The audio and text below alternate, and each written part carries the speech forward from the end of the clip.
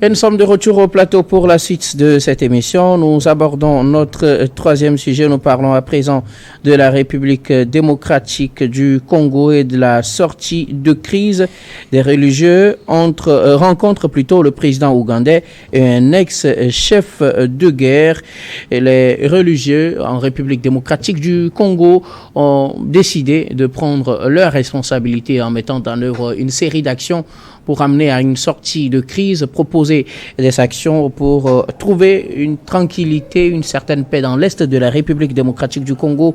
Après avoir rencontré plusieurs autorités en République démocratique du Congo, ils sont allés en Ouganda pour rencontrer le président Yoweri Museveni ce mardi et mercredi. Les responsables donc de la Senko et de l'ECC, l'Église protestante, ont rencontré l'ex-chef de guerre Thomas Lubunga.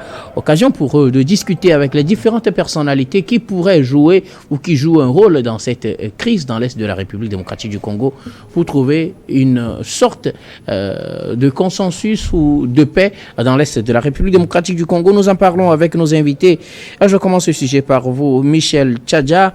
Les religieux ont décidé de jouer leur partition en appelant au dialogue et surtout un type de dialogue qui n'exclut personne, que ce soit un chef d'État étranger, que ce soit un ex-chef de guerre, que ce soit un homme politique du pays, que ce soit un Congolais vivant sur le sol, sur le territoire congolais ou ailleurs. Ils ont décidé de rencontrer tout le monde, même le M23, pour trouver une sorte de sortie de crise, de solution pour une sortie de crise dans l'est de la République démocratique du Congo.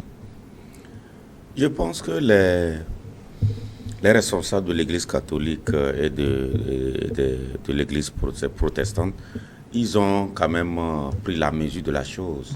Parce que l'heure est grave et en tant qu'homme religieux, ils ne pouvaient pas croiser les bras. Et ce qui m'a surpris, c'est l'attitude de Félix Tshisekedi, le président congolais, parce que au même moment que les responsables de l'Église catholique et des églises protestantes sont en train de sillonner le monde à la recherche de la paix, il y a une partie des religieux qui est avec Félix Tshisekedi dans la capitale.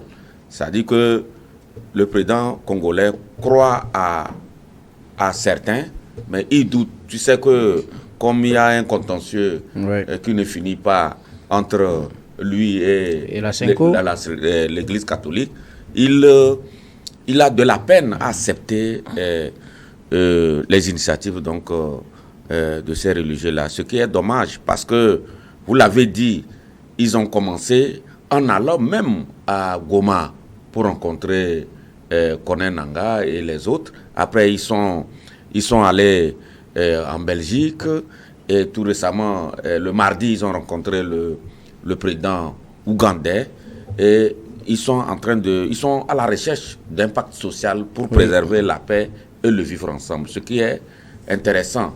Mais le vrai problème, c'est que dans ce conflit, il y a beaucoup d'acteurs et c'est difficile de maîtriser les attitudes des uns les autres dans ce conflit-là. Quand vous prenez le président ougandais, tu sais que l'Ouganda a ses forces sur le territoire congolais. Je ne sais pas, ils sont là-bas comme force tampon ou bien qu'est-ce qu'ils font là-bas. Et quand vous entendez certains officiels ougandais parler, ils sont beaucoup plus favorables au M23 et ses alliés parce que le président ougandais lui-même appelle le président Tshisekedi à prendre langue directement, sans filtre, de prendre langue directement avec le M23, ce qui est vraiment un tabou, c'est-à-dire une ligne rouge pour le président Tshisekedi, qui ne veut pas entendre parler donc de M23, les qualifiant de terroristes. Vous voyez, c'est ça qui complique aussi la situation. Il qualifie le M23 de mouvement terroriste, ce qui lui met dans une position difficile parce qu'il ne veut pas dialoguer avec les terroristes. Alors que ceux qui savent bien regarder ça ont pu déceler, ont pu se rendre compte que le M23 là, c'est des Congolais, hein. C'est des Congolais. Oui. C'est des Congolais. Sauf que Tshisekedi ne les conçoit pas comme des Congolais. Il pense que c'est des Rwandais. Le Rwanda dit que c'est des Congolais. Et sur la question, chacun a sa version. De toutes les façons, ce qui est important aujourd'hui, c'est de voir dans quelle mesure retrouver la paix.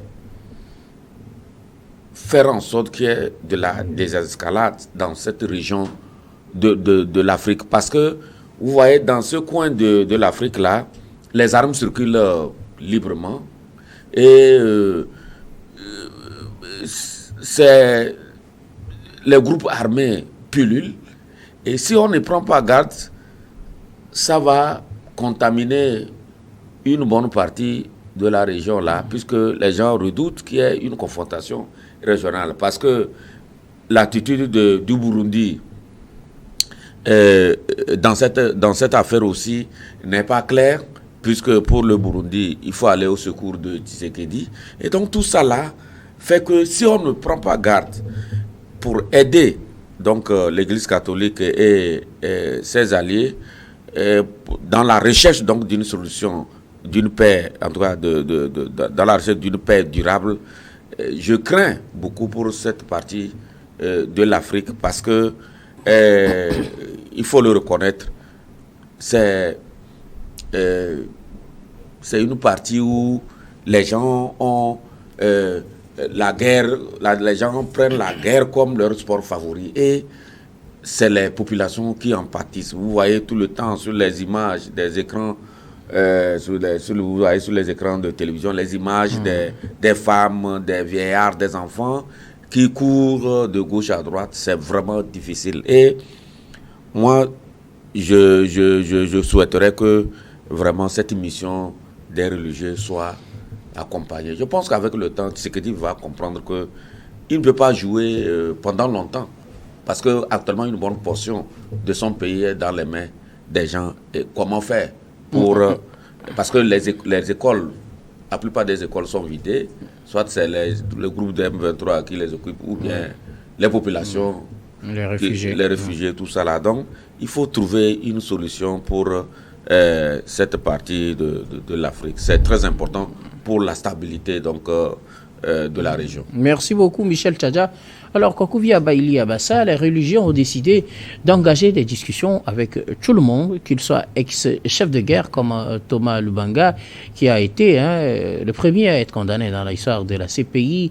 Il vit, selon les Nations Unies, depuis un moment en Ouganda, et c'est là justement que les religieux sont allés le rencontrer ce mercredi, après avoir rencontré mardi le président ougandais.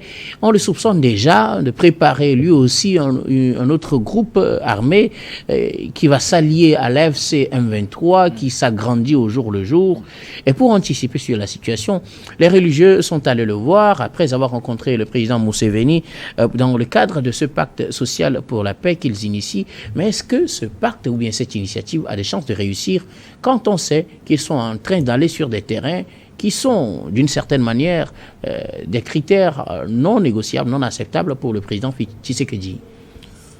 Oui, docteur, vous savez ce qui se passe à l'est de la RDC, c'est un problème géopolitique de grande envergure, avec des conséquences majeures qui, vous savez, en géopolitique, il y a plusieurs acteurs.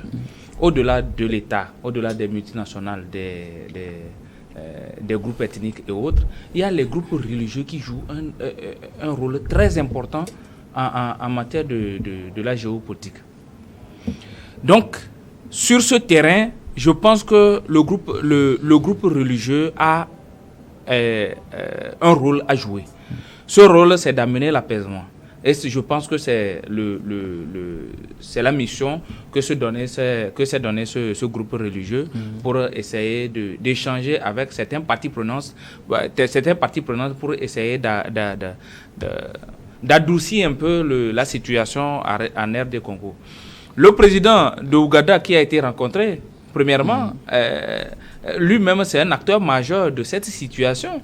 Il faut dire que les M23 sont nés d'où? Ce sont des gens, des rebelles qui étaient partis pour chasser le président Mobutu. Et ceux qui étaient partis pour chasser le président Mobutu au pouvoir dans le temps, c'était des gens soutenus par le président Paul Kagame et le président ougandais. Donc ce sont des parties prenantes de cette situation aujourd'hui. Allez le rencontrer pour lui faire savoir que la situation dans l'Est du Congo, ce qui sait déjà, bien sûr, mais nous savons que l'Église catholique, surtout, a une pression. Cette pression, elle est beaucoup plus soft. C'est un soft power que ces acteurs de la géopolitique utilisent. Et je pense que l'Église catholique peut jouer un grand rôle. J'en appelle vraiment au président Tshisekedi de faire confiance à l'Église catholique quand il s'agit d'intervenir dans ces genres de crise. Puisque c'est une force internationale, c'est une force dans la géopolitique qui domine un peu partout où elle arrive. C'est une force tranquille, en douce, mais qui a des impacts positifs à chaque fois que l'Église catholique veut intervenir dans ces genres de situations. Donc je pense que le président Tshisekedi doit faire confiance à ces groupes religieux. Allons-y pas à pas pour voir à peu près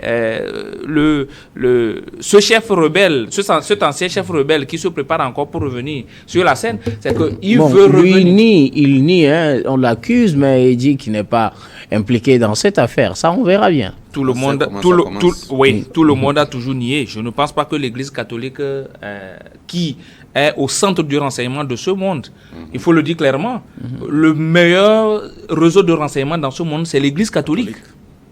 Et si l'Église catholique a doigté quelqu'un il est soupçonné de ça, il faut voir que non, c'est qu'il y a les informations quand même qui collaborent cette association. Donc je pense que l'Église catholique ne fait pas fausse route en allant vers cet ancien rebelle pour discuter avec lui d'éventuels préparatifs qu'il est en train de faire par rapport au soutien au M23. Il veut revenir sur la scène, il veut venir encore parce qu'il sait que tôt ou tard, il y en aura une décision qui sera faite et il veut marchander un peu ce qui pèse sur lui comme ce mandat ce mandat, cette condamnation. Cette condamnation, voilà. Donc, il veut revenir sur la table, trouver encore quelque chose à se sucrer un peu, mais en attendant que le pouvoir du Congo n'accepte de discuter avec le M23 ou lui aussi prendra part à cette discussion et il posera ses conditions. Est-ce que cette démarche ne risque pas de rencontrer dans un proche avenir une opposition du président Félix Tshisekedi quand on sait que depuis, lui s'oppose à des discussions avec certains comme le M23 et leurs proches? Si l'Église catholique a pu pousser les choses jusqu'à ce que Joseph Kabila quitte le pouvoir, je ne pense pas que Félix Tshisekedi va se mettre à dos toujours continuellement de l'Église catholique. Le mieux actuellement, c'est de faire confiance, comme je l'ai dit, à l'Église catholique, voir dans quelle mesure ils peuvent agir de bonne intelligence pour essayer de diminuer un peu la situation au niveau, surtout d'arrêter l'avancée du M23 à l'est du Congo. Je le dis et je le rappelle et je persiste que l'Église catholique ne met pas le pied quelque part où elle n'a pas analysé les situations. Et l'Église catholique, qui constitue un groupe religieux, c'est un acteur majeur dans la géopolitique, tout comme un État qui est dirigé par un président de la République. Les deux entités dans la géopolitique doivent se faire confiance pour pouvoir trouver une solution aux problèmes à l'est du Congo. Mais justement, parlant de confiance, je rappelle que les relations sont de moins en moins amicales entre le président Félix Tshisekedi et le président de la conférence épiscopale de la République démocratique du Congo, qui dans ses homélies ne manque pas de revenir sur certains sujets qui fâchent justement à Kinshasa. Il faut dire que l'élection du président Tshisekedi, l'Église catholique a toujours contesté, ça c'est évident, et au fur et à mesure que les choses évoluent, il y a toujours des tensions entre les deux entités, mais aujourd'hui, face à une petite adversité comme ça, il faut se mettre ensemble pour contre l'ennemi qui est le M23. Merci beaucoup à vous, Kokouya Baïli Abassa. Dieu donne nous.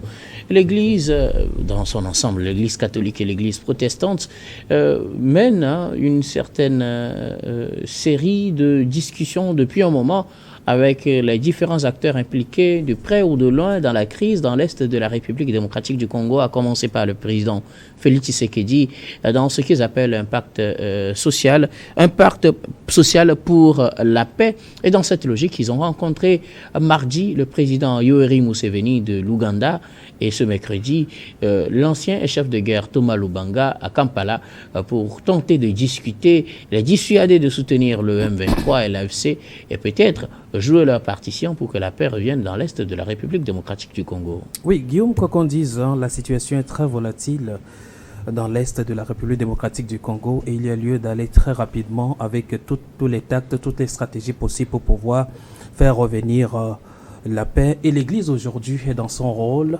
celui d'instaurer ou alors de cultiver la paix, peu importe le prix. Le prix aujourd'hui, c'est de rencontrer les différentes parties prenantes ou alors les protagonistes, quelle que soit leur teinture, et essayer de discuter. Vous l'avez dit tantôt, l'ancien chef de guerre qu'on a soupçonné entre-temps de certains magouilles, même si officiellement il refuse de le reconnaître. C'est vrai que on n'a pas encore vu le monsieur dans une posture de déstabilisation, mais l'Église catholique voulait le recadrer, en tout cas voulait le mettre dans un cadre où il n'y ait pas la possibilité de se rallier tout de suite encore à M23 pour corser malheureusement la situation. Voilà pourquoi l'Église a choisi de le rencontrer en premier. C'est une manière d'anticiper. Une manière d'anticiper, parce que faire le lien tout de suite avec le M23 n'est pas très loin. Vu la situation qui évolue. Et donc, c'est pour l'Église de temporiser un tant soit peu cet ancien chef de guerre, lui dire, en réalité, on veut plus de paix que des ambitions démesurées qui sont déjà sur le terrain. Et donc, l'Église ne fait que son travail, celui de préserver la vie humaine. Mais au-delà de cela, vous l'aviez dit tantôt, il y a lieu qu'un seul langage puisse être parlé tant au niveau de Félix Tshisekedi qui aujourd'hui se montre méfiant à l'égard de l'épiscopat, mais qui est sur le terrain en train de travailler pour préserver cette paix. Alors, Félix Tshisekedi serait en train de se poser la question, mais qui n'est pas parfaitement avec moi, serait en train de travailler contre moi. Alors, ce serait là, c'est un soupçon de Félix Tshisekedi en prenant avec beaucoup de réserve le travail qui se fait par l'épiscopat sur le terrain. Mais il est donc évident de comprendre que quand l'intérêt général est à défendre, il faut beaucoup plus laisser les petites adversités de côté pour faire face à ce qui se passe pour préserver la paix sociale, la paix territoriale. Mais ce qui se passe aujourd'hui, c'est quoi? Le territoire congolais est fracturé, quoi qu'on dise. Et moi, je suis tenté de me poser la question, après ce tour, ou alors après cette tournée de paix, quelle sera la conclusion? Est-ce que les rebelles replieront, ou alors les rebelles vont se retirer des territoires déjà, je ne dirais pas annexés, mais des territoires déjà occupés? Et quelle autre stratégie pour véritablement faire comprendre à leurs alliés qu'il n'est pas question de fractionner ou alors de sectionner le territoire congolais? Le débat est assez grand encore. Maintenant, il faut commencer par ces déblayages pacifiques. C'est ce que l'Église est en train de faire. Mais au-delà, l'opinion internationale aussi a un grand rôle à jouer dans cette affaire. Et c'est ce qu'a commencé déjà par faire l'Allemagne. L'Allemagne qui a commencé par revisiter plutôt ses contrats avec le Rwanda. Avec le Rwanda. Et c'est ce qu'on a toujours demandé, qu'il faut prendre des mesures assez sûres et drastiques pour faire comprendre au Rwanda qu'il est en train de jouer un sale jeu. Et l'Allemagne a commencé. Mais tous ceux-là qui sont des alliés internationaux au Rwanda, s'ils veulent véritablement jouer un franc jeu dans cette crise qui secoue l'Est de la République démocratique du Congo, doivent aussi ramener le Rwanda autour de la table et taper bien sûr sur cette table, même si certains intérêts doivent tomber. Mais malheureusement, on n'est pas en train de voir la chose dans cette allure. Alors, il revient beaucoup plus au continent ou alors aux fils et aux filles du même continent de trouver les voies et moyens de sortir de cette véritable crise. Lorsqu'on prend l'Ouganda d'à côté, c'est vrai, entre-temps, c'est l'histoire qui se répète si on ne fait pas attention. C'est l'histoire qui se répète. L'histoire du M23 ne date pas d'aujourd'hui. Et ça a déjà fait partie, a versé beaucoup de sang, fait partie quelqu'un aussi. Maintenant, aujourd'hui, si la chose commence pas à pointer encore son nez, il y a lieu quand même de couper l'arbre par la racine et toucher les véritables acteurs. Je crois que c'est sur ces points-là que l'Église est en train de s'intéresser et j'ose croire que cela va donner une bonne issue. Merci beaucoup à vous tous pour vos contributions. Vous êtes optimistes tous les trois, hein, apparemment, à ce que ce pacte social pour la paix engagé par l'Église catholique et les églises protestantes puisse porter fruit. C'est sur ce que nous allons marquer une nouvelle pause, puis on reviendra tout à l'heure pour la dernière partie de cette émission, dernière partie que nous allons bien évidemment consacrer au Togo.